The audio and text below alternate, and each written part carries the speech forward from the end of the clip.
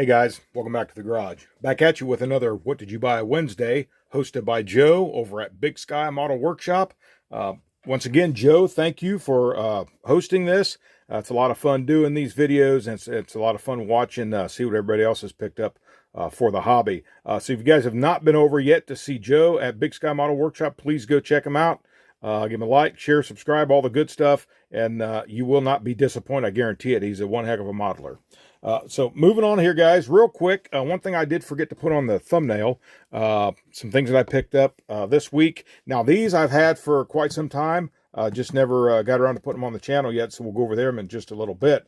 But I did pick up some of this at Hobby Lobby today. This is a Testors gloss coat top coat. Now, I've got a couple back here already, but my intention for this is I want to do some testing with that Pearl X powder that I bought last week. So figure this, $6. It's not a lot, and I wouldn't think I would go through a whole lot of this testing to get what I want, but one of these days I'll get some spoons and maybe do a test. I might make it a part of the channel. We might just try to get some of that on video if I can. Again, I got that noisy air compressor, so we'll see what we can do with that. But I want to just do some testing before I shoot any of that on cars. And I did have, thank you for the comments, guys, because I did have some good comments on actually it's best to put that in the clear coat instead of writing the paint. Now, it does tell you on the bottle you can put in the paint, but they said it works a lot better when you put it in the clear coat. And just a little bit, it's almost like the old Brill cream from years and years ago. A little dab will do you. So we're going to find out. And so I'd like to start maybe using some of that stuff, and maybe we can find the model that we want to do the project and actually do that on an actual build and see what we come up with. So so I got that today, and then I got these, picked this one up at the antique store, and I paid a little bit more for this one, maybe than, I'm not even going to say that I wanted to, because I wanted it, so it was worth it to me. Ended up giving $10 for this, but very, very cool old magazine, Model Car Science. A lot about slot cars here, guys. I found out the thing with the modeling back in the day was a lot of stuff on slot cars. I'm going to try to get this thing set to where I can pull it up here a little bit. Pardon the mess. Like I say, a lot of focus on slot cars, but there's a lot of scratch building, and there's a surf slab there, and we'll see that that's made from the old Dragula kit. And I just got a couple. See, there's some slot cars there on the front, and I got a spot marked out here. This grabbed my attention, guys, because I am such a big fan of it. The big 3 of TV. Check it out. We got the Dragula, the Munster coach down there. I am a big, huge fan of the Munsters. Always have been. I have met Butch Patrick, now Eddie Munster, twice. I got to talk to him a little bit, and then actually they played at the drive-in. They played Munster Go Home movies on the big screen outside, so that was pretty cool. And then we got one there. Look there, my mother, the car. And I did actually come across one of these at an antique or a flea market one time, but I got to looking through it, and it was a serious glue bomb, and I just didn't bother with it. But honestly, I think they actually had $40 on it, which really was too much for all the damage they had on it. The box art would have been cool to have for the box art, but just didn't want to pull the trigger on it at the time. But now I would assume, I forgot to look on scale mates, but I think this might have been, I don't know if it's from the original release, because I think the Munsters went off the air in '66. So I don't know if they had them out before. Now this says 64K review. So I'm not really sure of the actual release dates on these. I apologize. I didn't go to scale mates ahead of time and look, but you can easily check there. And there it still says AMT, Box 81, Troy, Michigan. So I thought that was pretty cool. And then we got over here, you do a little Grandpa Munster paper cutout. And then here is the Super Suffering Surf Slab. And then right there, used from that Dragula kit, they show you how to build that surf slab there. And then this one I found out, and look, there's that Dragula original kit all laid out. Instructions, decals down there. And then I found out through reading through this article that this is a lady builder. So very, very cool to see that even back in the day. I know we've got quite a few ladies with channels now, and it's really, really cool to see that in the hobby. But there she's putting that surf slab together, and then when she's done, got a nice product. But anyway, goes on there more about slot cars. And then we'll go to some builders builds here, or readers builds, I should say.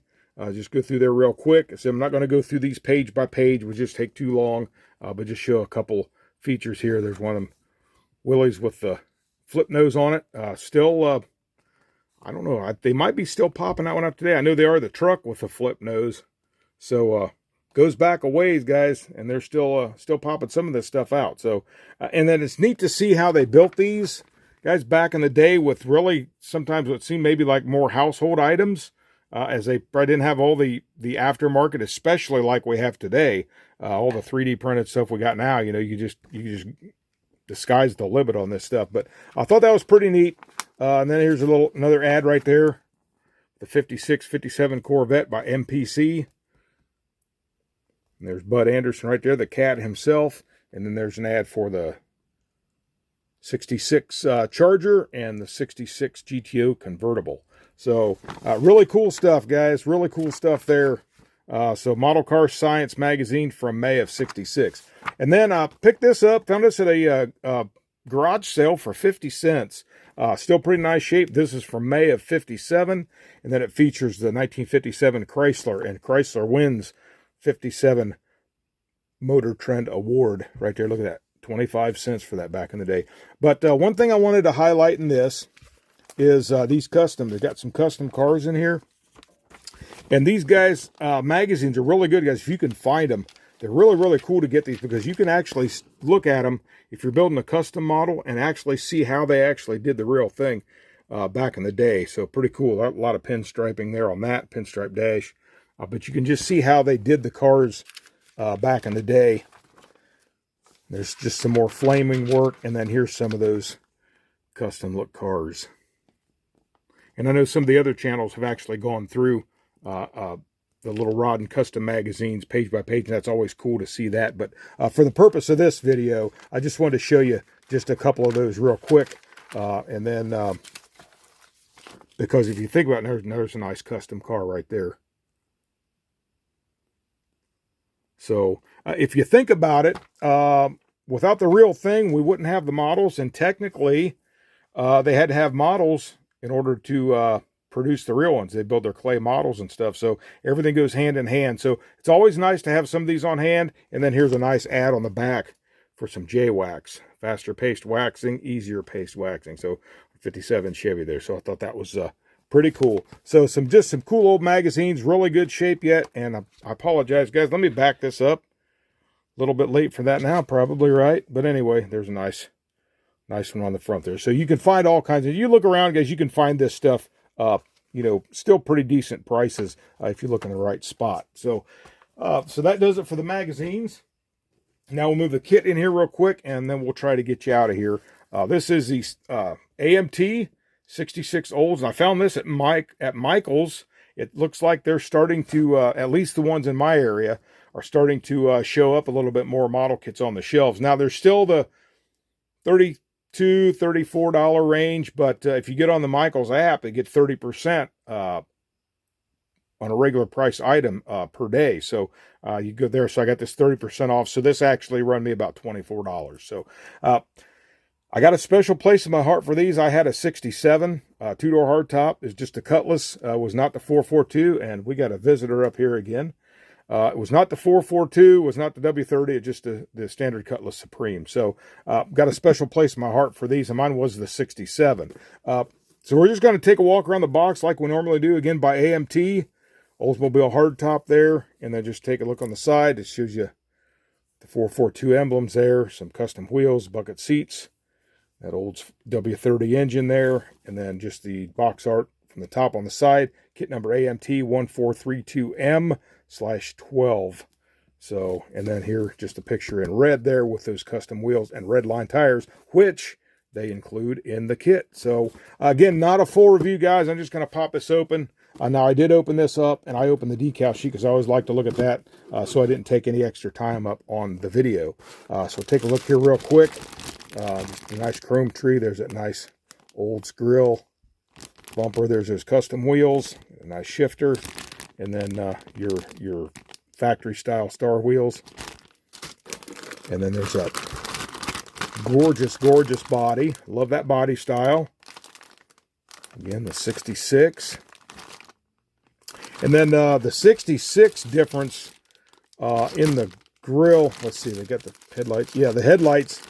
The 67 had the turn signals between the headlights, and then the 66 had it down in the bumper. So big major difference on the front. You can always tell the difference in those two by that. And there's those red line tires. Or you can do the other side and just have some black walls if you chose. And then here's our glass. Separate glass, so that's really nice too. Sometimes you might have issues with these. I'm not sure about that. I had an issue with the Monte Carlo and the El Camino. It seems like it rocks that front end up a little high with this. So you might have to work with that. But there's red tail lights. And then this bag of parts, we got the hood, steering wheel. There are seats in there, the seat frames, wheels. And then this tree, we've got the engine. All the engine parts, air cleaner there, firewall, dash. Look at that. Look at that big belt and pulley system there.